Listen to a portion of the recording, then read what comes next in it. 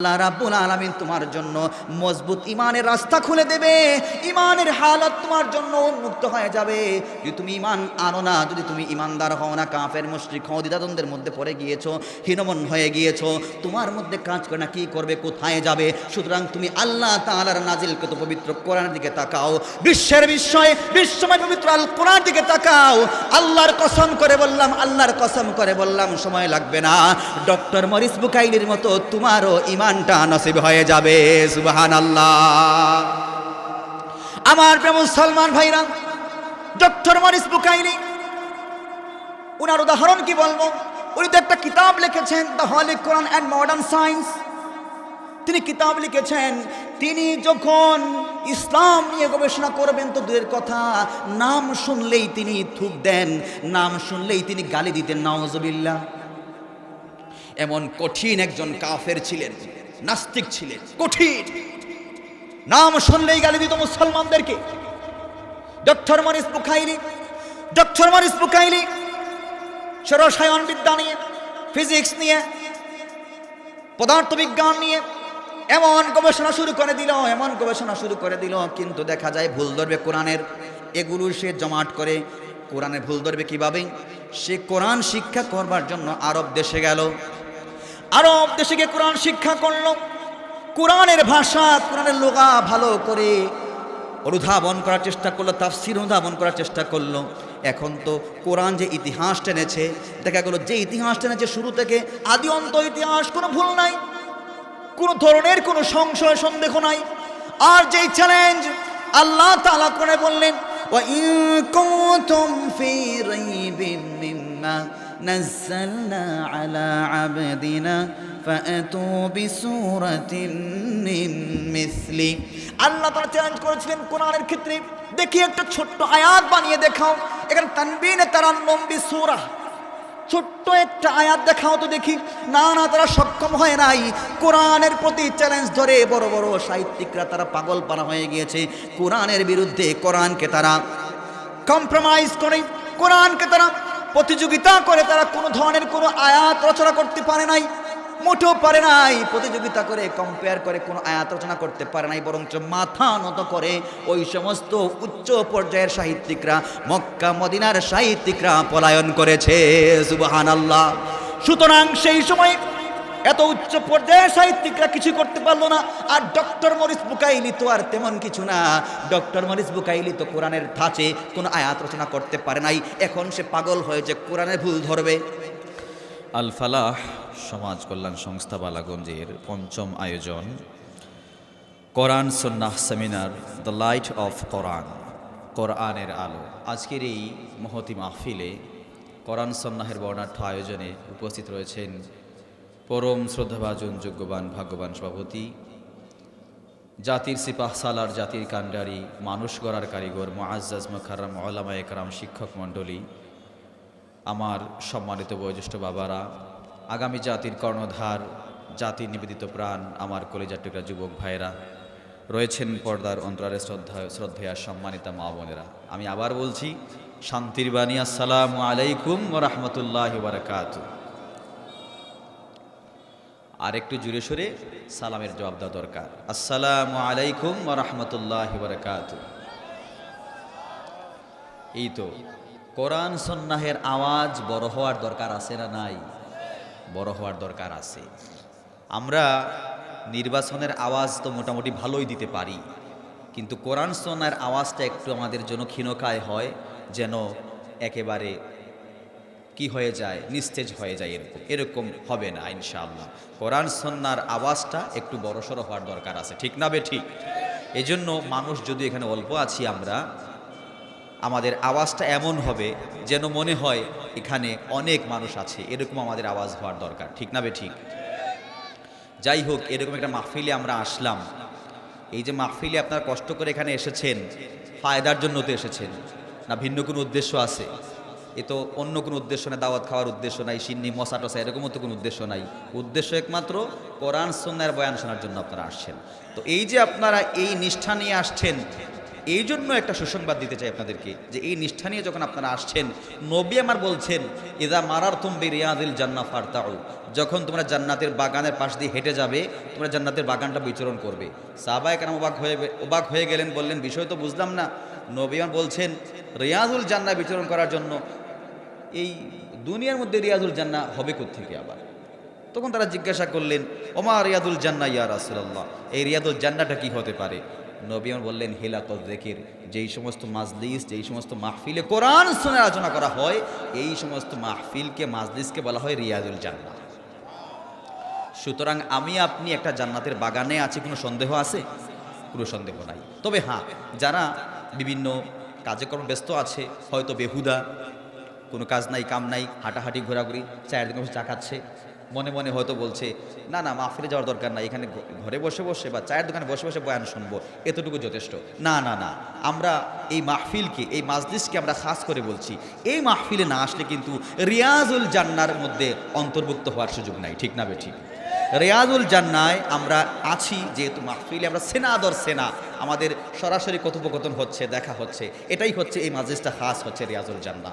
আল্লাহ সুবহানাহু ওয়া তাআলা এই সমস্ত মাহফিলের উপর এরকম রহমত বর্ষণ করেন যে গাশিয়াতুহুমুর রাহমা ও নাযালাত আলাইহিস সাকিনা, যদি আসমান থেকে একটা গজব আসে, সূচ হয় একটা সুই, যদি আসমান থেকে একটা সুই গজব হয়ে আসে ফেরেশতাদের ডানায় আটকে যাবে। সুবহানাল্লাহ। কোনো আযাব গজব আসারও সুযোগ এই সমস্ত মাহফিলে নাই। যদি হ্যাঁ এমনও হয় কোনো গজব এসে আমাদেরকে ধ্বংস করে দেয়, আমাদের মৃত্যু হয়ে যায়, আল্লাহর কসম করে বলছি আমরা এখানে যারা আছি সবাই শহীদের মর্যাদা লাভ করবো ইনশাআল্লাহ। সুতরাং সব দিকেই লাভ, ক্ষতি নাই কোনো দিকে। যাই হোক, আল্লাহ সুবহানাহু ওয়া তাআলা এরকম একটা মাহফিলে মাজলিসে আমাকে আপনাকে আসার বসার সুযোগ করে দিয়েছেন। সামান্য কিছু মোজাকারা করব।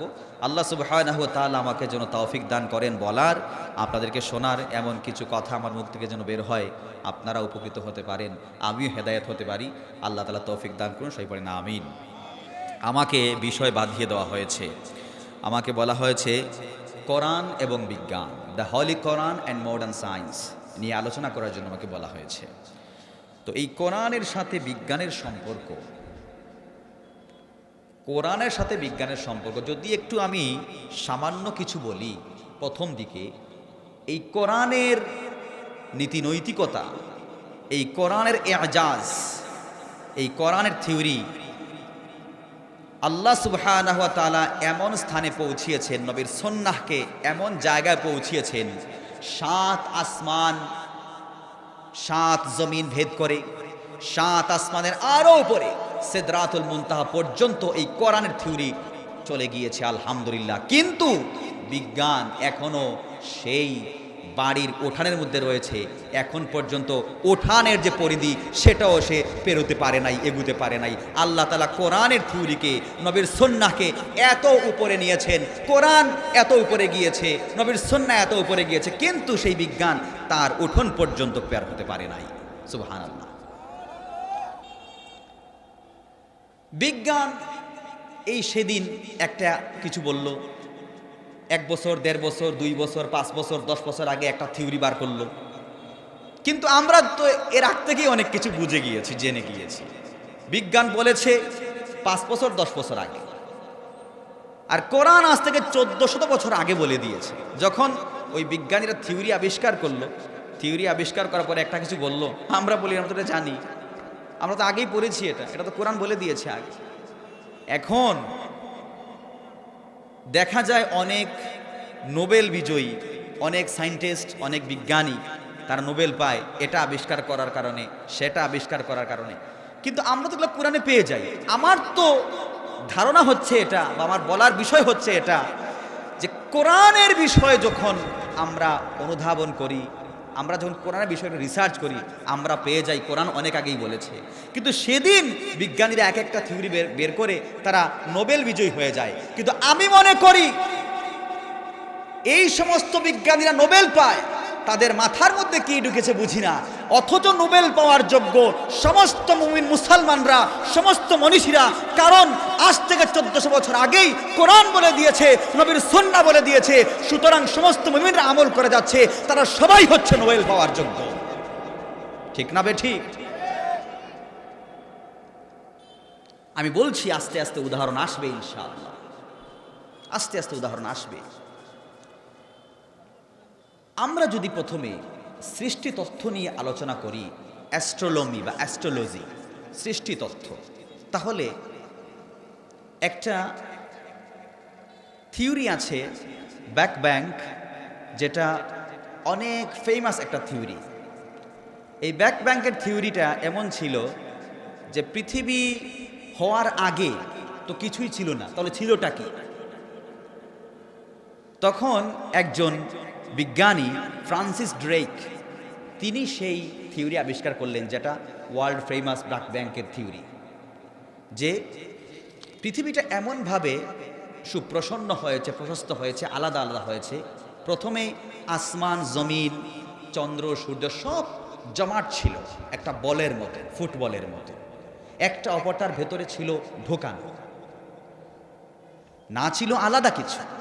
কিন্তু হঠাৎ বিস্ফোরণ মেরেছে, বিস্ফোরণ মারার পরেই দেখা গেল আলাদা আলাদা হয়েছে, আসমান আলাদা হলো, জমিন আলাদা হলো। তারপর একটার পর একটা জমিন বলেন, আকাশ বলেন, চন্দ্র বলেন, সূর্য বলেন, তারকারাজি বলেন, এগুলো আস্তে আস্তে আস্তে আস্তে পৃথক হয়েছে। তো এই থিওরি ফ্রান্সিস ড্রেক বলেছে 1597 খ্রিস্টাব্দে, কিন্তু আমার আল্লাহ সুবহানাহু ওয়া তাআলা 1450 বছর আগে কুরআনে বলে দিয়েছেন। আল্লাহ তাআলা কি বলছেন শুনুন। আল্লাহ তাআলা বলছেন, আওয়ালাম ইয়ারাল্লাযীনা কাফারু আন্নাস সামাওয়াতি ওয়াল আরদা কানাতা রাতকান ফাফাতাকনাহুমা। আল্লাহ তাআলা বললেন, ওই সমস্ত মুশরিকদেরকে, কাফেরদেরকে আল্লাহ তাআলা উদ্দেশ্য করে বললেন, ওই সমস্ত কাফের মুশরিকরা কেন চিন্তা করে না, গবেষণা করে না? যদি তারা চিন্তা ভাবনা করত, গবেষণা করত, তাহলে হেদায়েতের কারণ হয়ে যেত, হেদায়েতের জন্য যথেষ্ট হয়ে যেত। তারা আল্লাহ তাআলার পরিচয় লাভ করতে পারত। দেখা যায় অনেকেই কোরআন নিয়ে রিসার্চ করে না, আর কোরআন নিয়ে রিসার্চ করলে কিন্তু ঈমান আনার খেয়াল করে না। আল্লাহ তাআলা বললেন, ওই যে আসমান জমিন আছে, ওগুলো ছিল মেলানো, ওগুলো ছিল মেলানো, কোনো সময় আলাদা হয় নাই। কানাতা রাতকান, এগুলো এমনভাবে মেলানো ছিল, এগুলোকে আলাদা করা হয় নাই। ফাফাতাকনাহুমা, আল্লাহ রাব্বুল আলামিন তখন ওই আসমান জমিনকে আলাদা করলেন, তার ঢাকনা খুলে দিলেন, তাকে এমনভাবে খুলে দিলেন, একটার পর একটা আকাশ হলো, আসমান হলো, জমিন হলো, তারপর চন্দ্র হলো, সূর্য হলো, তারপর গ্রহ নক্ষত্র তারকারাজি হলো, চাঁদের মায়াবী জোছনা অত সুন্দর করে আমার আল্লাহ রাব্বুল আলামিন দুনিয়া সৃষ্টি করলেন, এত সুন্দর করে আকাশ বানালেন, এত সুন্দর করে জমিন বানালেন। সুতরাং আল্লাহ রাব্বুল আলামিন 1450 বছর পূর্বে ওই সমস্ত নাস্তিক, মুরতাদ সহ কাফের বেঈমানদেরকে আল্লাহ তাআলা বললেন, কেন তোমরা গবেষণা করো না? আমি তোমাদেরকে শিক্ষা করার জন্য, গবেষণা করার জন্য সুযোগ দিলাম। সুবহানাল্লাহ। আল্লাহ তাআলা বলেছেন, ফাতাবিরু ইয়া উলিল আবসার, তোমরা গবেষণা করবে, চিন্তা করবে, ফিকির করবে। মুমিন মুসলমানদেরকে গবেষণা করার জন্য কেন বললেন? মুমিন মুসলমানদের ঈমানকে মজবুত করবার জন্য, ঈমানকে তাজা করবার জন্য গবেষণা করার কথা বললেন। আর কাফের মুশরিকদেরকে বললেন, তোমরা ঈমানটা আনার জন্য, হেদায়েত পাওয়ার জন্য আল্লাহ রাব্বুল আলামিনের সৃষ্টি তথ্য নিয়ে গবেষণা করো। সুবহানাল্লাহ। এবার তো বুঝেছেন সৃষ্টি তথ্য, যেটা বলে অ্যাস্ট্রোনমি বা অ্যাস্ট্রোলজি, এই বিষয় নিয়ে যদি আমরা একটু ফিকির করি সংক্ষেপে, ব্ল্যাক ব্যাংকের সেই থিওরি যেটা প্রসিদ্ধ, উনার কোনো অবদান নয়, অবদান তো কোরআনের। আমার কাছে মনে হয় কি জানেন, ওরা কোরআন নিয়ে গবেষণা করেছে কিন্তু গোপনে গোপনে, প্রকাশ করে নাই। আর কোরআন থেকে বের করে বলছে আমি এটা বের করছি নোবেল পাওয়ার জন্য। ঠিক না বেঠি? এরকমও তো হতে পারে, হওয়ার তো সম্ভাবনা আছে। ঠিক না বেঠি? আপনি যদি একবার লক্ষ্য করেন প্রাণী জগতের দিকে, আবার পানি জগতের দিকে হাইড্রোলজি, আর যদি আপনি জুলজি অর্থাৎ প্রাণী জগতের দিকে যদি আপনি লক্ষ্য করেন, আল্লাহ রাব্বুল আলামিন কোরআনে বলে দিলেন, আফালা ইয়ানজুরুনা ইলা ইলাল ইবলি কাইফা খুলিকাত ওয়া ইলাস সামাই কাইফা রুফিআত ওয়া ইলাল জিবালি কাইফা নুসিবাত ওয়া ইলাল আরদি কাইফা সুতিহাত। আমার প্রিয় মুসলমান ভাইরা, আল্লাহ রাব্বুল আলামিন বললেন আফালা ইয়ানজুরুনা ইলাল ইবলি কাইফা খুলিকাত, তোমরা উটের দিকে লক্ষ্য করো, উট চেনা যায় তো, চেনেন তো উট, উষ্ট্রি মরুভূমির মধ্যে চড়ে থাকে, মরুভূমির জাহাজ বলা হয় উটকে। তোমরা উটের দিকে লক্ষ্য করো না কেন? উটকে আল্লাহ তাআলা কিভাবে সৃষ্টি করেছেন? ওই উটকে যদি আপনি সচক্ষে দেখেন, কাঁটাওয়ালা গাছ সে খায়, যেই কাঁটাওয়ালা গাছ সে ভক্ষণ করে, কাঁটা সহ পাতা খায়, তার মুখের মধ্যে কাঁটাবিদ্ধ হয় না। তার মুখকে আল্লাহ তাআলা এমন ভাবে বানিয়েছেন, এমন ভাবে তাকে সৃষ্টি করেছেন, তৈরি করেছেন, লম্বা লম্বা কাঁটাওয়ালা গাছ ভক্ষণ করতে পারে। সুতরাং সে কাঁটাওয়ালা গাছ ভক্ষণ করতে পারে, মুখের মধ্যে কাঁটাবিদ্ধ হয় না। তার সেই চামড়াটা এমন ভাবে আল্লাহ তাআলা বানিয়েছেন, ওই চামড়াটা এমন ভাবে স্প্রিং করে, বাউন্স হয়, এমন ভাবে বাউন্স হয়, স্প্রিং করে, কাঁটা তো বিদ্ধ হবে দূরের কথা, বরঞ্চ ওই কাঁটাটা বাউন্সকে আবার তার জিহ্বার মধ্যে চলে আসে, সে চিবিয়ে চিবিয়ে খেয়ে ফেলে। সুবহানাল্লাহ। শুধু তাই নয়, আমার আল্লাহ রাব্বুল আলামিন আরো সুন্দর করে বলেছেন, দেখেন একটা জিনিস, থিওরি দেখেন, ওই থিওরি থেকে কাফের মুশরিকরা কি না কি করেছে। কিন্তু নাম দেয় নিউটন, নাম দেয় আইনস্টাইন, গ্যালিলিও, ওদের নাম দেয়, কিন্তু মুসলিম মনীষীদের কথা বলবো, গণিতকে আবিষ্কার করলো, আরো জ্যামিতিকে আবিষ্কার করলো, সব কিছু পালাক্রমে আসবে ইনশাআল্লাহ। বসবেন তো আপনারা, না চইলা যাবেন আমারে সাইরা? বসবেন তো? কেউ কেউ বললেন, কেউ কেউ বললেন না, মনে হয় একদল শেষ চম্পট আর একদল বসবেন, এরকম নাকি? জিনানি? আচ্ছা ঠিক আছে, মানলাম। মুহতারাম হাজিরিন, এবার আরেকটা সূক্ষ্ম বিষয়, ওই যে উটের মধ্যে আলাদা একটা ট্যাঙ্কি আছে, ওই ট্যাঙ্কির মধ্যে সে পানি রিজার্ভ রাখে, ঘন্টাকে ঘন্টা, মাইলকে মাইল সেই উট দেখা যায় মরুভূমির মধ্যে, রৌদ্রের মধ্যে সফর করতে পারে, দৌড়তে পারে। এত সময় সেই উটকে খাটানো যায়, চড়ানো যায়, সেই উট তার পানি ভক্ষণ করে ওই জায়গায় রিজার্ভ রাখে ট্যাঙ্কির মধ্যে। যখন সে পিপাসার্ত হয়, চলতে চলতে ফিরতে ফিরতে যখন সে পিপাসার্ত হয়, তখন সাথে সাথে তার রিজার্ভ ট্যাঙ্কি থেকে পানি পান করে নেয়। সুবহানাল্লাহ। এবার দেখুন সেই থিওরি থেকে কি আবিষ্কার হলো।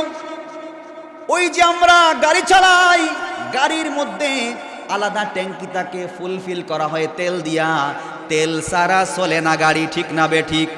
গাড়ি ছাড়া, তেল ছাড়া গাড়ি চলেনি, চলে না। কারণ গাড়ির যে মেশিন আছে, গাড়ির যে দেহ আছে, গাড়ির সেই মেশিনের মধ্যে তেল লাগে, গাড়ি চলতে চলতে তেল শেষ হয়ে যায়, তখন আবার তেল ট্যাঙ্কির মধ্যে দিয়ে দিলে আবার গাড়ি চলাচল শুরু করে, ঠিক না বে ঠিক? ঠিক সেই থিওরি থেকে সেই উটকে খেয়াল করে করে আল্লাহ তাআলা বলেন, উটের দিকে খেয়াল করো, আমি উটকে সৃষ্টি করলাম, উটের মধ্যে ট্যাঙ্কি রাখলাম, পানি রিজার্ভ করে রাখি উট, সেই পানি ভক্ষণ করে উট। সুতরাং এই আধুনিক জমানায়, আধুনিক জিন্দেগি দেখলাম, আধুনিক জমানা দেখলাম, কত কিছু বের হয়, কত কিছু বের হয়। এই যে দেখলেন আপনার গাড়ি চলছে, ওই যে আপনার গাড়ি চলছে, ওই যে আপনার মেশিন চলছে, ওইগুলো চলতে গেলে তেল লাগে, তেল দিলে চলে, নতুবা চলে না। ঠিক তেমনি ভাবে আল্লাহ রাব্বুল আলামিন উটের মাধ্যমে তোমাকে আমাকে অতুলনীয় শিক্ষা দান করেছেন। সুবহানাল্লাহ। আমার প্রিয় মুসলমান ভাইরা, আপনি আবার লক্ষ্য করেন, আল্লাহ তাআলা বললেন, আওয়ালাম ইয়ারাউ ইলা তায়রি ফাওকাহুম সাফাতিন ওয়া ইয়াকবিদনা মা ইউমসিকুহুন্না ইল্লার রাহমান ইন্নাহু বিকুল্লি শাইইন বাসীর। আল্লাহ তাআলা বললেন, ওই কাফের মুশরিকরা কি তারা চিন্তা গবেষণা করে না? তারা কি দেখে না ওই যে আকাশে পাখি উড়ে, আকাশে পাখি উড়ে, ডানা সেরকম ঝাপটে ঝাপটে ডানাকে নাড়িয়ে নাড়িয়ে সে উড়ে যায়। আবার দেখা যায় ওই পাখিটা ডানাকে সম্প্রসারণ না করেও আবার ডানাকে স্থির রেখে দেখা যায় উঠতে পারে, ডানাকে তার নাড়ানোর দরকার পড়ে না। আল্লাহ তাআলা এত সুন্দর করে স্থির করেছেন, এত সুন্দর করে আল্লাহ তাআলা স্থির করলেন। ওই যে পাখিকে আল্লাহ তাআলা এত সুন্দর ক্ষমতা যোগ্যতা দিলেন যে পাখিটা উঠতে পারে, এত সুন্দর উঠতে পারে। দেখা গেল সে ডানা ঝাপটাতেও পারে, আবার ডানা না ঝাপটিয়ে স্থির হয়ে চলতে পারে। সেই থিওরিকে অবলম্বন করে আজকে বহির্বিশ্বে দেখেন, আধুনিক বিশ্বে দেখেন বিমান আবিষ্কার হয়েছে। বিমানকে সেই থিওরি থেকে আবিষ্কার করা হয়েছে। ও মুসলমান, সেই থিওরি তুমি কোথায় পেয়েছো? আল্লাহ রাব্বুল আলামিন সুলাইমান আলাইহিস সালাতু ওয়াস সালামকে বিমান শিল্পে অতুল যোগ্যতা দান করলেন। হযরতে সুলাইমান আলাইহিস সালাম একজন অতুলনীয় ক্ষমতাধর বাদশাহ ছিলেন। দুনিয়ার কোনো বাদশার সাথে তুলনা করা যাবে না। যে সুলাইমান আলাইহিস সালামের কাছে সমস্ত মানুষ বলেন, ইনসান বলেন, জিন বলেন, পশু পঙ্খী বলেন, সব কিছু ওনার অনুগত ছিল।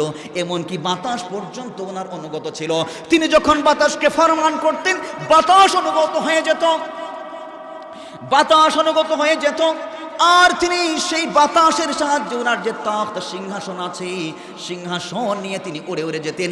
এক মাসের রাস্তা একদিনে তিনি সিংহাসন কারণে একদিনে হয়ে যায়।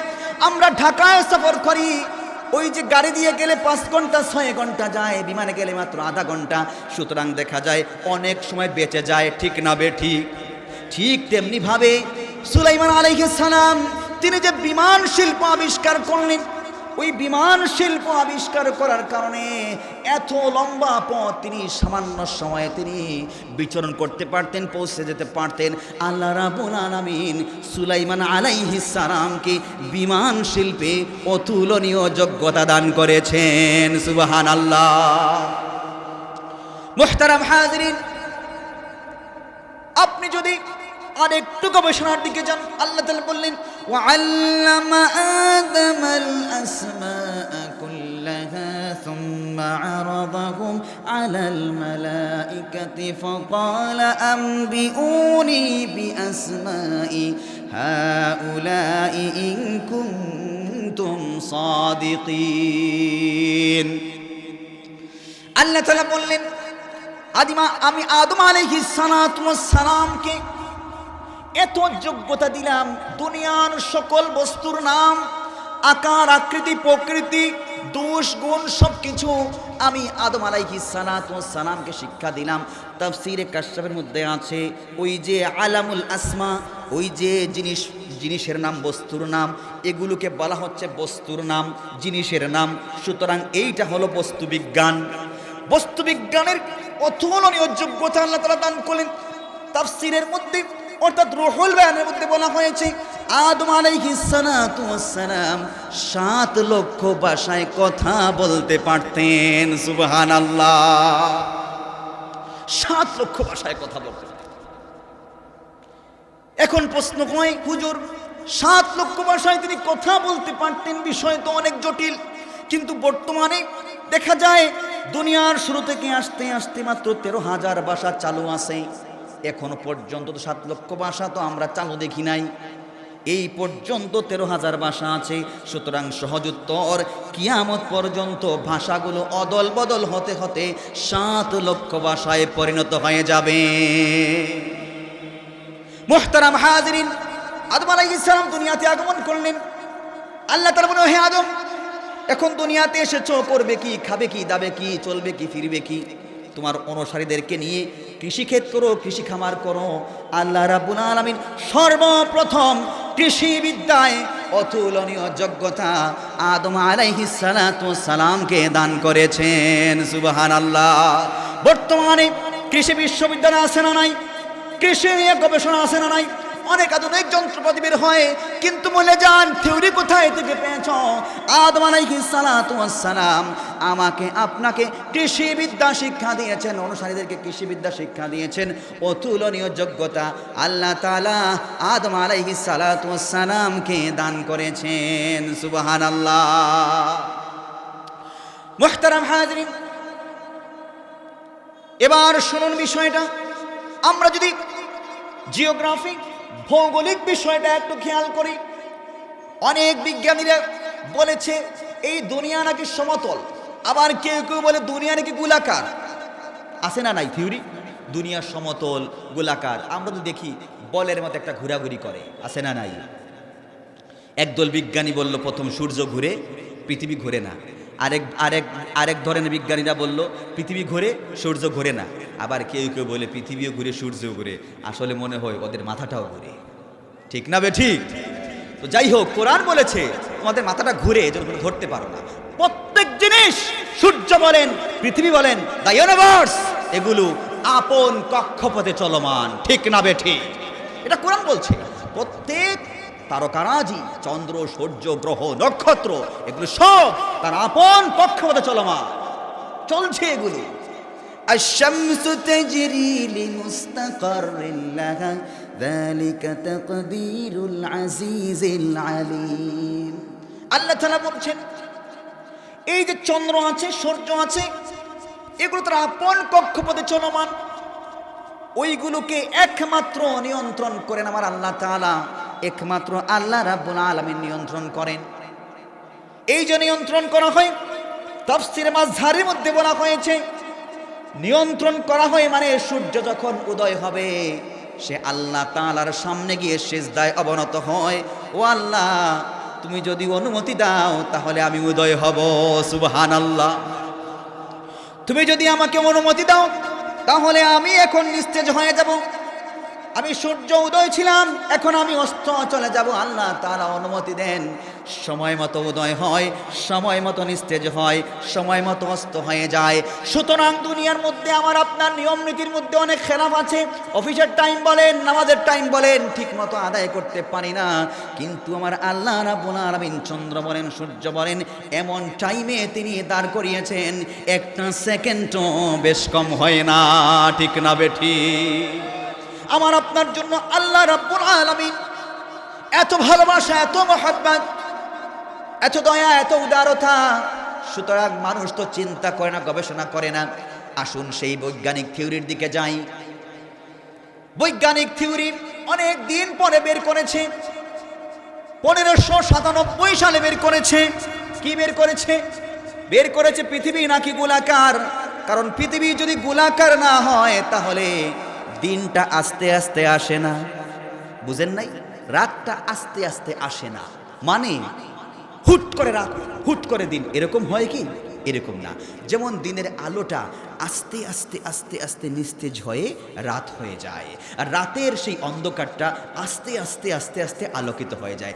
যদি এরকম চক্কর না মারে তাহলে তো এটা সম্ভব নয়। আর সমতল হলে লাইট জ্বলবে, হুট করে আলো, লাইট নিভবে, হুট করে অন্ধকার। সমতল হলে, কারণ ওটা এরকম ঘোরার কোনো সিস্টেম নাই, কক্ষপথে চলমান হওয়ার কোনো সিস্টেম নাই। সুতরাং ওটা যখন এমনি চক্কর দেবে, এরকম গোলাকার চক্কর দেবে, আস্তে আস্তে যখন চক্কর দিয়ে লাইটের কাছে যাবে, তো লাইটের পাওয়ারটা মনে করেন যে একটু ছড়িয়ে গিয়েছে, তো সেই লাইটকে সে এরকম অতিক্রম করতে করতে করতে করতে একবার পুরো লাইটের মধ্যে চলে আসবে, সুবহানাল্লাহ পড়ে। কিন্তু আসল কথা হলো ওই বিজ্ঞানী তো অনেক পরে পেয়েছে, কিন্তু আল্লাহ তাআলা বললেন কত সুন্দর, আলাম তারা আন্নাল্লাহা ইউলিজুল লাইলা ফিন নাহারি ওয়া ইউলিজুন নাহারা ফিল লাইল। আল্লাহ তাআলা বললেন আমি রাত্রিকে দিনের মধ্যে ঢুকিয়ে দিই, আবার ওই দিনকে রাত্রির মধ্যে ঢুকিয়ে দেই। যখন ঢুকিয়ে দেওয়া হয় আস্তে আস্তে আস্তে আস্তে আলো হয়, আস্তে আস্তে অন্ধকার হয়ে যায়। ওই সব কিছু আমার আল্লাহ তাআলা এত সুন্দর করে নিয়ন্ত্রণ করেছেন, সুবহানাল্লাহ। আমার প্রিয় মুসলমান ভাইরা, আল্লাহ তাআলা দুনিয়ার মধ্যে অনেক কিছু রেখেছেন, অনেক বিষয় রেখেছেন। আমাকে আপনাকে গবেষণা করার জন্য ফরমান করলেন। আল্লাহ তাআলা বললেন উনজুরু মা ফিস সামাওয়াতি ওয়াল আরদ, জমিনের মধ্যে যা আছে, আসমানের মধ্যে যা আছে, এগুলো গবেষণা করো, চিন্তা করো, ফিকির করো, আল্লাহ তাআলা বলছেন। সুতরাং আমরা যদি ফিজিক্সের দিকে যাই, কেমিস্ট্রির দিকে যাই, ফিজিক্স বলা হয় ওই যে পদার্থ বিজ্ঞান, আর কেমিস্ট্রি হচ্ছে রসায়ন বিজ্ঞান। ওই যে পদার্থবিজ্ঞান যে কিনা একটা এনার্জি, একটা শক্তি বোঝায় দুনিয়ার জমিনে, এই যে আসমানের জমিনে বলেন অনেক কিছু আছে, অনেক কিছু আছে যেগুলোর মধ্যে শক্তি পাওয়া যায়, এনার্জি পাওয়া যায়। বাতাসটার মধ্যে শক্তি আছে না নাই? আসেনি? বাতাস যখন দেয় কি প্রবল বাতাস, আওয়াজ, এই যে শব্দ, এই শব্দটা শক্তি আছে। ওই যে শব্দ বলেন, সংক্ষেপ করে দিই, ব্যাখ্যা দেওয়ার সুযোগ নাই। ওই যে শব্দ বলেন, ওই যে বাতাস বলেন, এগুলোর মধ্যে পদার্থবিজ্ঞান দায়েম কায়েম। সুতরাং গবেষণা করো, চিন্তা করো, আল্লাহ রাব্বুল আলামিন তোমার জন্য মজবুত ইমানের রাস্তা খুলে দেবে। ইমানের হালত তোমার জন্য উন্মুক্ত হয়ে যাবে। যদি তুমি ইমান আনো না, যদি তুমি ইমানদার হও না, কাফের মুশরিক হও, দ্বিধাদ্বন্দ্বের মধ্যে পড়ে গিয়েছো, হীনমন হয়ে গিয়েছো, তোমার মধ্যে কাজ করে না, কি করবে, কোথায় যাবে? সুতরাং তুমি আল্লাহ তাআলার নাজিলকৃত পবিত্র কোরআনের দিকে তাকাও, বিশ্বের বিশ্বময় পবিত্র আল কোরআন দিকে তাকাও। আল্লাহর কসম করে বললাম, আল্লাহর কসম করে বললাম, সময় লাগবে না, ডক্টর মরিস বুকাইলির মতো তোমারও ইমানটা নসিব হয়ে যাবে। সুবহানাল্লাহ। আমার প্রিয় মুসলমান ভাইরা, ডক্টর মরিস বুকাইলি, উনার উদাহরণ কি বলবো, উনি তো একটা কিতাব লিখেছেন, the Holi Quran and modern science. তিনি কিতাব লিখেছেন। তিনি যখন ইসলাম নিয়ে গবেষণা করবেন তো দূরের কথা, নাম শুনলেই তিনি থুক দেন, নাম শুনলেই তিনি গালি দিতেন, নাউজুবিল্লাহ। এমন কঠিন একজন কাফের ছিলেন, নাস্তিক ছিলেন, কঠিন, নাম শুনলেই গালি দিত মুসলমানদেরকে। Doctor Morris Bucaille, doctor Morris Bucaille রসায়ন বিদ্যা নিয়ে, ফিজিক্স নিয়ে, পদার্থবিজ্ঞান নিয়ে এমন গবেষণা শুরু করে দিল, এমন গবেষণা শুরু করে দিল, কিন্তু দেখা যায় ভুল ধরবে কোরআনের। এগুলো সে জমাট করে, কোরআনের ভুল ধরবে কিভাবে? সে কোরআন শিক্ষা করবার জন্য আরব দেশে গেল।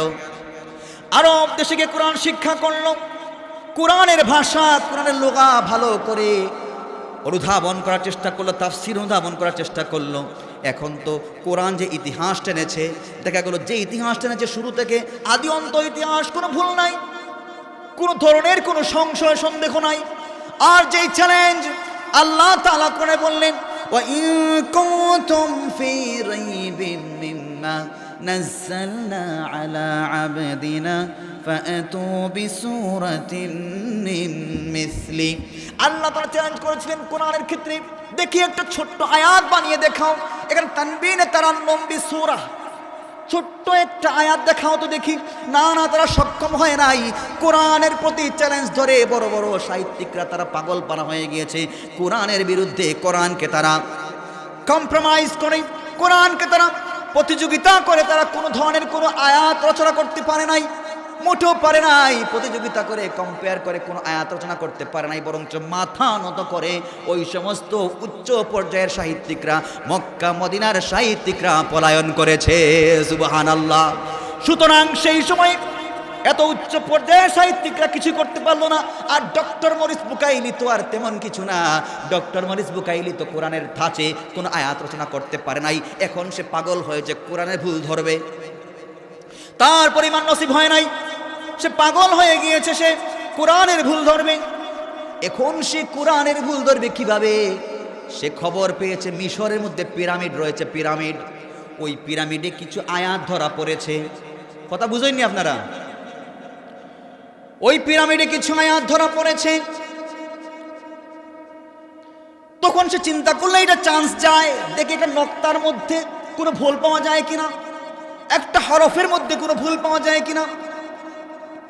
সাথে সাথে সে চলে গেল সেই সুদূর মিশরে, পিরামিডে গিয়ে সে আগমন করলো। ঢোকার পরে সে আয়াতগুলো ভালো করে দেখলো, এমন ভাবে দেখলো, দেখতে দেখতে যেন তার মনের আশা পূরণ হয় না, এত বেশি করে দেখলো, ভালো করে দেখলো। দেখার পরে একটা হরফ তো দূরের কথা, একটা নক্তা তো দূরের কথা, জের জবরের মধ্যে কোনো পার্থক্য খুঁজে পায় নাই। ডক্টর মরিস বুকাইলি চিন্তার মধ্যে পড়ে গেল, রাতে এসে ঘুম দিল।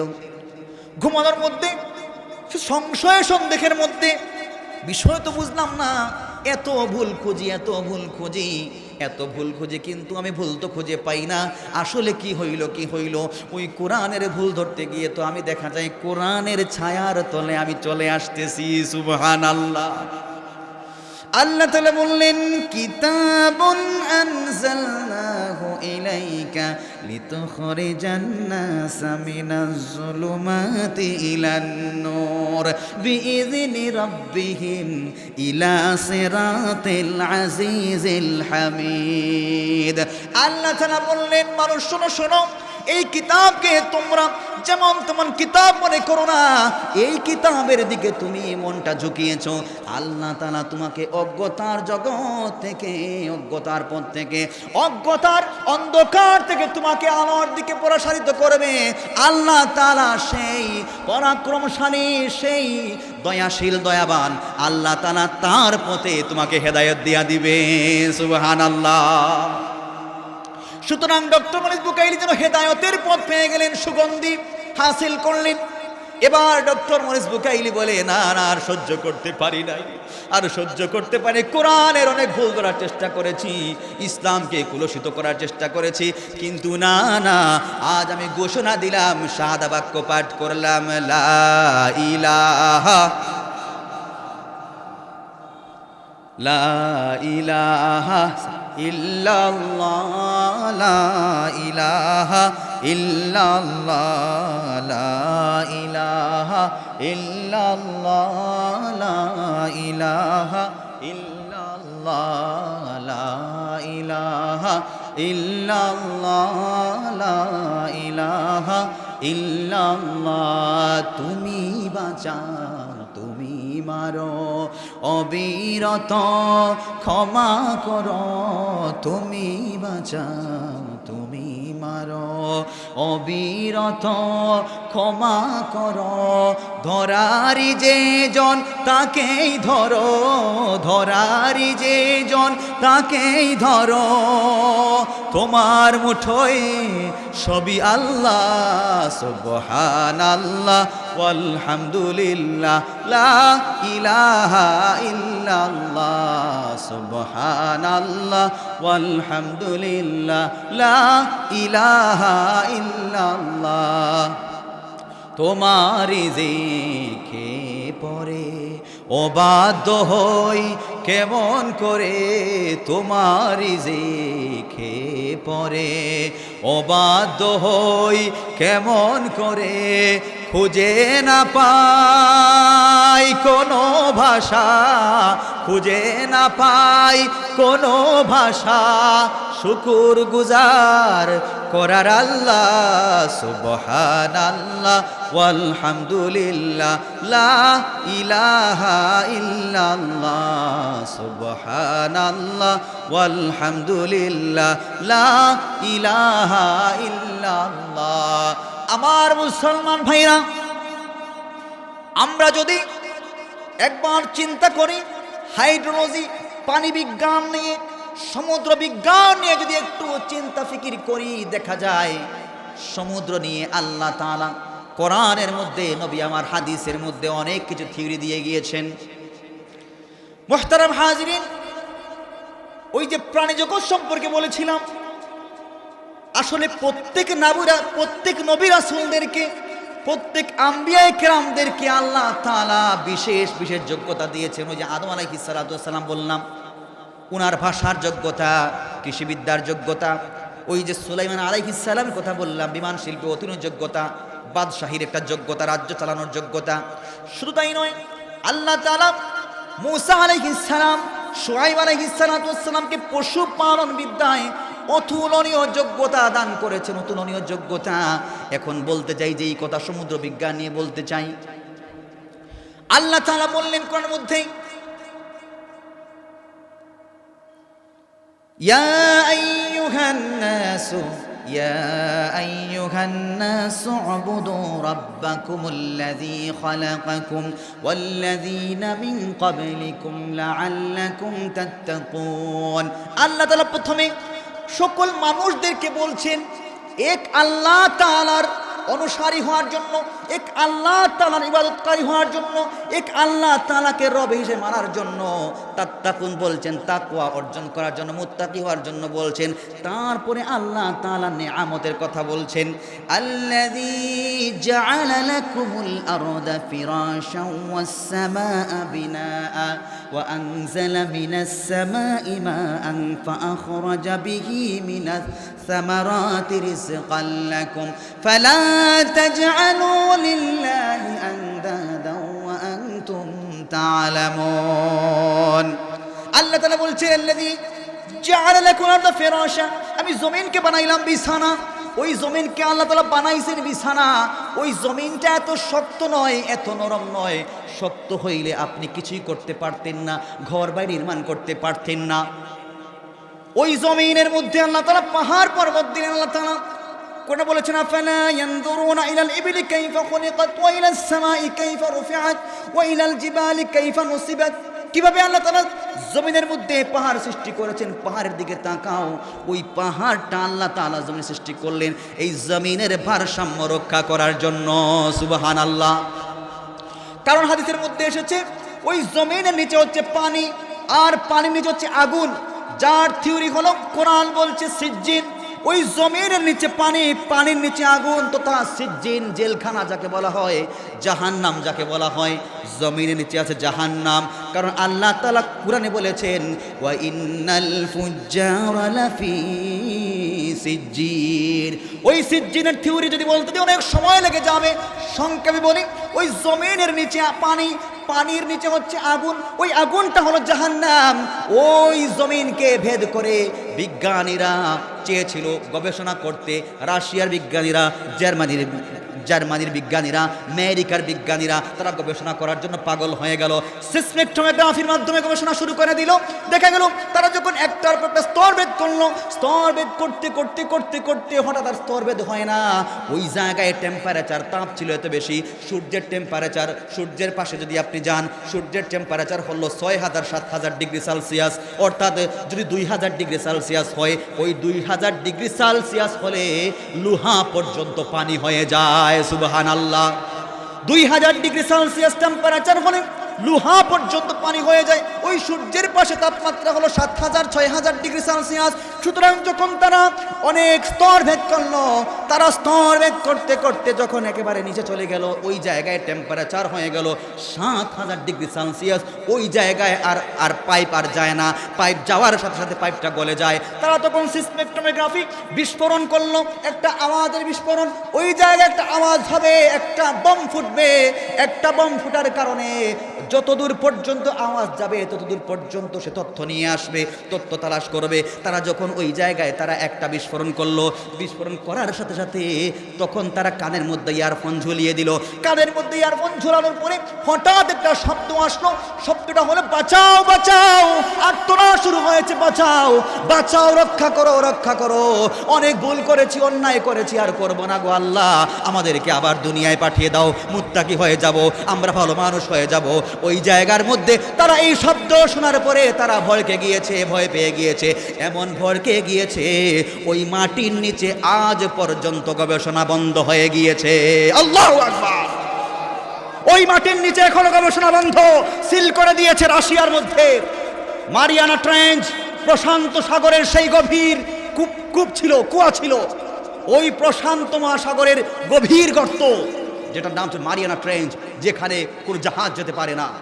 এখন আরেকটা জানি, ওই জায়গায় আছে বারমুডা ট্রায়াঙ্গেল, ওইখানে কোনো জাহাজ যেতে পারে না। সাথে এমনভাবে অদৃশ্য করে দেয়, ওর কোনো কানা কুনা কিছুই অস্তিত্বই পাওয়া যায় না। একটা জিনিস বলেন, সেটা যদি কণা পরিমাণও হয়, অনুপরিমাণ হয়, তার কোনো অস্তিত্ব খুঁজে পাওয়া যায় না। আল্লাহু আকবার। সেই মারিয়ানা ট্রেঞ্চ, ওইখানে 22 কিলোমিটার গর্ত তারা পাওয়ার পরে ওই জায়গায় তারা সিসমেক্টোগ্রাফির মাধ্যমে তারা গবেষণা শুরু করে দিল। তারপর দেখা গেল সে আর্তনাদ সিল করে দিয়েছে। আজ পর্যন্ত আপনারা গবেষণা করবেন, আমি বলে দিলাম, এখানে যারা স্টুডেন্ট রয়েছে, সায়েন্স টেকনোলজি নিয়ে লেখাপড়া করছো, গবেষণা শুরু করে দাও। দেখবে আজ পর্যন্ত মাটির নিচে গবেষণা সয়েল টেস্ট হয়, আর পাতালে পানি আছে কিনা ওইটা শুধু দেখা হয়, আর নিচে যায় না। ঠিক না বেঠি? সয়েল টেস্ট বিল্ডিং করার জন্য টিকবে কিনা, পাতার নিচে পানি আছে কিনা ওইটা দেখে, আর দেখা নাই। কারণ কি জানেন? সেই মাটির নিচে সিজ্জিনের গবেষণা বন্ধ হয়ে গিয়েছে, কারণ এর নিচে আগুন, জাহান্নাম। আল্লাহু আকবার।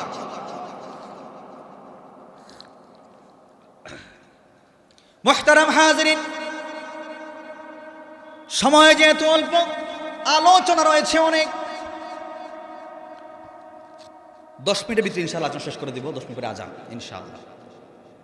বলতে যাই কোথাও যে সমুদ্রের কথা বলছিলাম, সমুদ্র থেকে আল্লাহ রাব্বুল আলামিন দেখা গেল পানি নিয়ে যান উপরে, বাষ্প করে, বাতাসের সাহায্যে বাষ্প বানিয়ে সমুদ্র থেকে আল্লাহ তাআলা পানি নিয়ে যান, দরিয়া থেকে পানি নিয়ে যান। আবার একটা সহজ থিওরি বলি, অনেকে রান্না বান্না করে ঢাকনা দেয় ডেগের উপর, ডেচকির উপর, ঢাকনা সরানোর পরে দেখা গেল ঢাকনা থেকে গড়িয়ে গড়িয়ে পানি পড়ে আসে না নাই, ঢাকনার মধ্যে পানি জমে যায়, ওইটা হলো বাষ্প। ওই যে আল্লাহ তাআলা বললেন, আল্লাযী জাআলা লাকুমুল আরদা ফিরাশান ওয়াস সামাআ বিনাআ ওয়া আনজালা মিনাস সামাঈ মাআন ফাআখরাজা বিহি মিনাস সামারাত।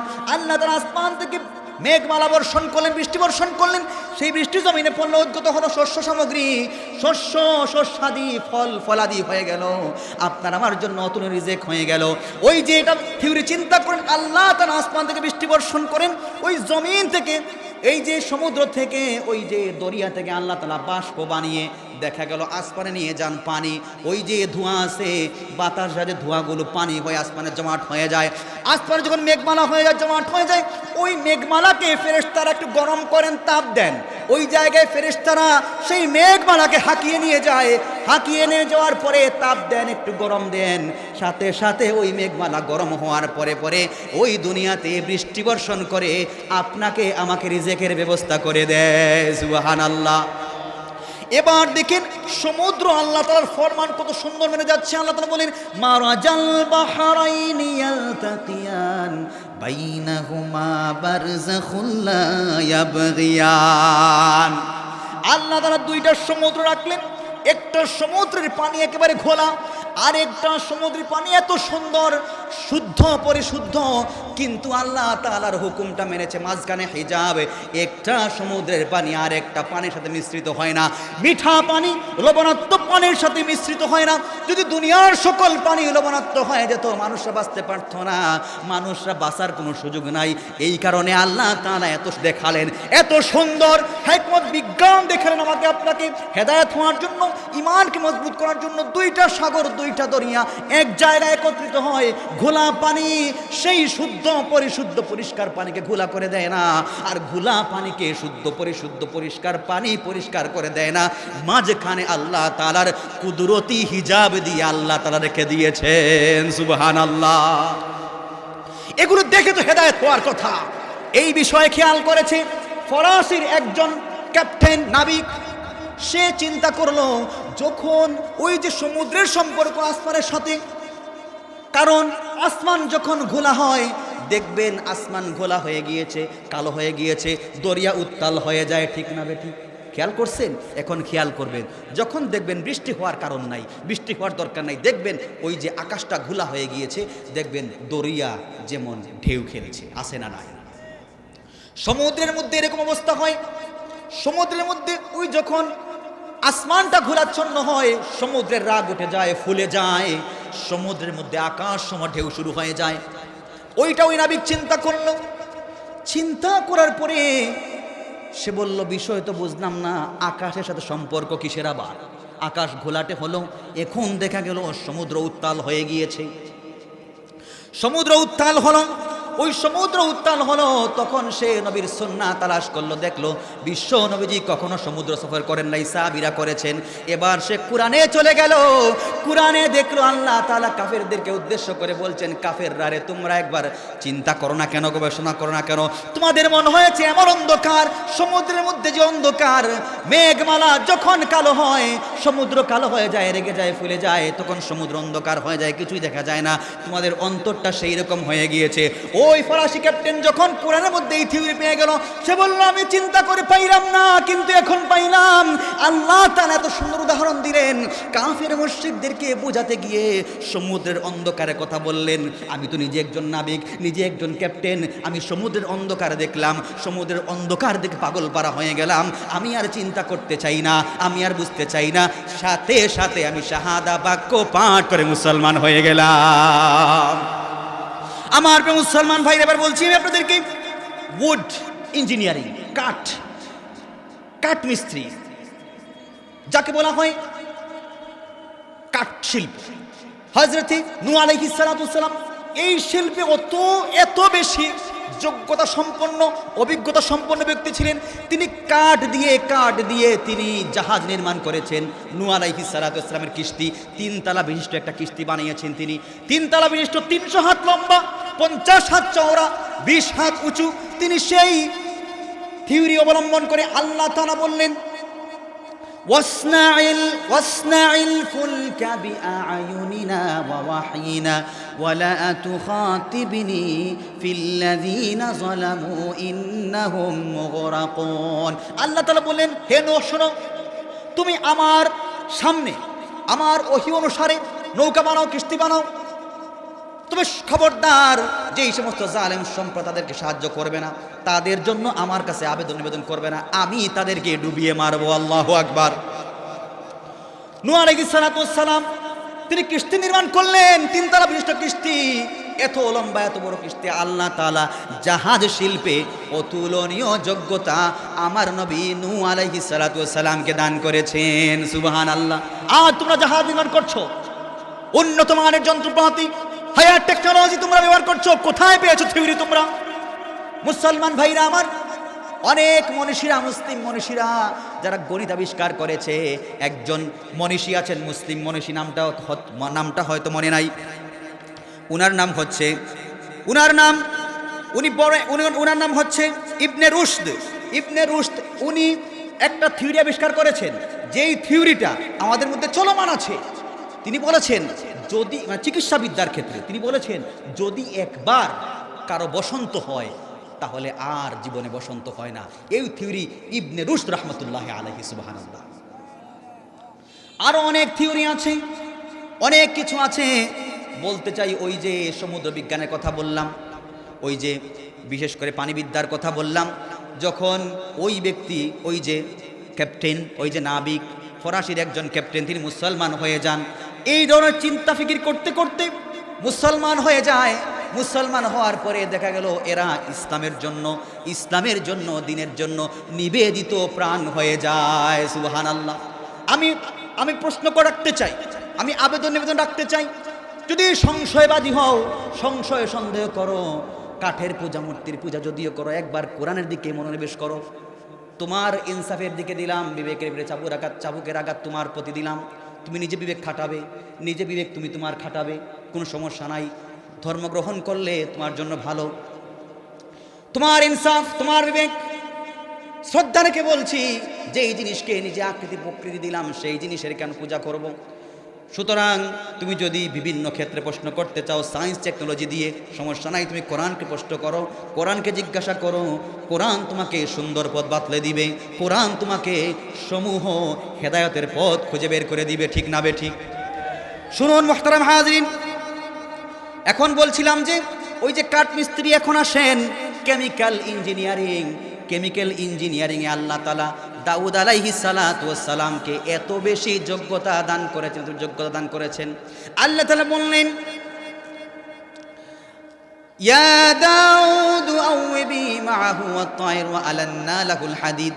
আল্লাহ তাআলা বলছেন, দাউদ আলাইহিস সালাতু ওয়াস সালামকে বললেন, ও দাউদ, ওই যে তুমি পাহাড় পর্বত পাখি পশু পঙ্খী আছে, ওরা যেন তোমার সাথে মিলে আমি রবের ইবাদত করে।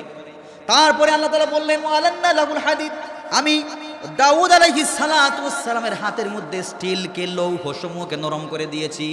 ওই যে স্টিল আছে, লোহা আছে, তিনি লোহা সমূহকে এভাবে টিপে টিপে টিপে টিপে যুদ্ধের সরঞ্জাম বানাতেন, অস্ত্রশস্ত্র বানাতেন।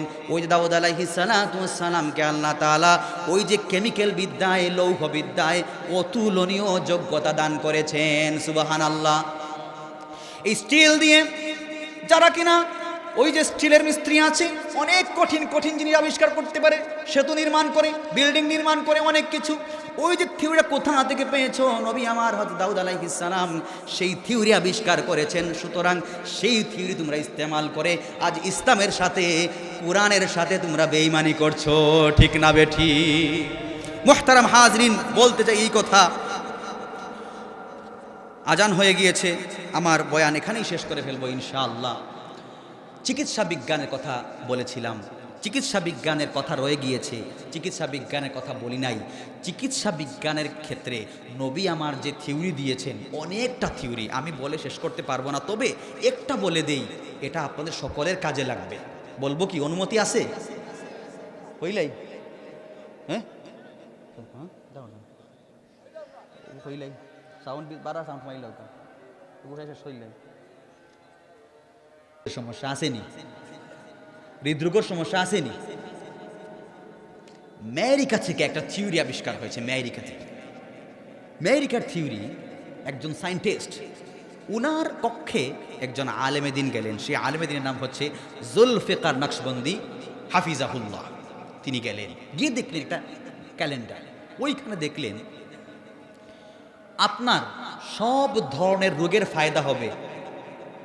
আপনার হার্টের সমস্যা, গ্যাস্ট্রিকের সমস্যা, মেদ বেড়ে যায়, কোলেস্ট্রল হাই, এগুলো থেকে আপনি বাঁচবেন কিভাবে? তখন তারা বলেছে, আপনি যখন খাবার খাবেন ভালো করে চিবিয়ে খাবেন। আমরা কিন্তু ভালো করে চিবিয়ে খাই না। যখন পেটের খিদা লাগে, হায় রে হায়, খাইতে খাইতে একবারে লাগে, যেমন পেটটা সিন্নি ডেক বানাই দিতাম, ওলা নানি, ওলা ফেটে বুক লাগে গলা পর্যন্ত। ঠিক আছে, যে সময় আরম্ভ করি খানি, উপায় নাই, গিলরাম খালি, সাবানিত নাই। কিন্তু হ্যাঁ, বুঝতে হবে এটা দাঁতের কাজ চিবানো, পাকস্থলীর কাজ হজম করা, ঠিক না বেঠি? আপনি কিছু চিবালেন না, আপনি গিলতেই থাকলেন, ওটা পাকস্থলীতে গিয়ে আপনার কোলেস্ট্রল হয়ে যাবে, চর্বি হয়ে যাবে, রগে শিরা উপশিরায় কোলেস্ট্রল চর্বি হয়ে যাবে। তখন শ্বাসকষ্ট, হার্ট অ্যাটাক, মেদ বেড়ে যায়, প্রবলেম। ভালো করে চিবিয়ে খেতে হবে, এটা আমেরিকার সায়েন্টিস্টরা বলছে। ভালো করে চিবিয়ে খাবেন, আর পেট ভরে খাওয়া যাবে না। নবী আমার যখন তিনি খেতে বসতেন, ওনার যখন খিদা লাগতো, তিনি পেট ভরে খেতেন না। কারণ পেট ভরে কেন খেতেন না? তিনি নিজেই বলেছেন, তুমি তোমার পেটকে তিনটা অংশ করো। একটা অংশ হচ্ছে খালি রাখবে, একটা অংশ পানি রাখবে, আর একটা অংশ খাবার রাখবে। এই তিনটা অংশ করবে, খালি, পানি, খাবার, তিনটা অংশ। অর্থাৎ পেট ভরে না খেয়ে খিদা রেখে খাবার শেষ করতে হবে। তুমি খিদা রেখে, তোমার যে পেটের ক্ষুধা আছে ওটাকে রেখে খাবার শেষ করতে হবে। তুমি পরিপূর্ণ তৃপ্তি নিতে পারবে না, তুষ্ট হতে পারবে না। নবী আমার এরকম তিনি চলছেন ফিরছেন, এরকম উনার নীতি নৈতিকতা ছিল, নবীর সুন্নাহ ছিল এরকম। তিনি এভাবে তিন অংশ করে খেতেন। তো বলছিলাম, ওই যে থিওরি উনি পেয়ে গেলেন, আলিম চিন্তা করলেন, নবী আমার হাদিসের মধ্যে বলছেন, তোমরা যখন খাবার খাবে তোমরা ভালো করে চিবিয়ে খাবে। এখন তিনি অবাক, এতদিন পরে আমেরিকার সায়েন্টিস্টরা বের করেছে, আর আমার নবী 1400 বছর পূর্বে বলে দিয়েছেন খাবার ভালো করে চিবিয়ে খেতে হবে। সুবহানাল্লাহি ওয়া বিহামদিহি। নবী আর বলেছেন, সুতরাং খাবার ভালো করে চিবিয়ে খাবেন, দেখবেন ইনশাল্লাহ মেদ হবে না, কোলেস্ট্রল হবে না, চর্বি হবে না। কিন্তু আমরা তো বড় টেকা, আমরা মেসা বকল কিন্তু খাইতে সময় হুষ্টিক থাকে না, আছে না? আমরা কিন্তু খাইতে আমরা হুষ্টিক থাকে না। যাই হোক, কমে গেছে নি? আচ্ছা, যাই হোক, এখন আজান হয়ে গিয়েছে। পরিশে বলতে চাই, যা আলোচনা করলাম, কথাবার্তার মধ্যে অসংগতি হয়েছে, মাপ চাই, দোয়া চাই। এলাকার মানুষ আপনারা, আমি আপনারার সন্তান, আমি আপনারার ছেলে, আপনারা তো বড় হয়েছি, খাস করে দোয়া করবা। আর মেহরবানি করিয়া আপনারা কাছে অনুরোধ, আপনারা মাহফিল শেষ পর্যন্ত থাকবা। অনুরোধটা রাখছেন নি আমার?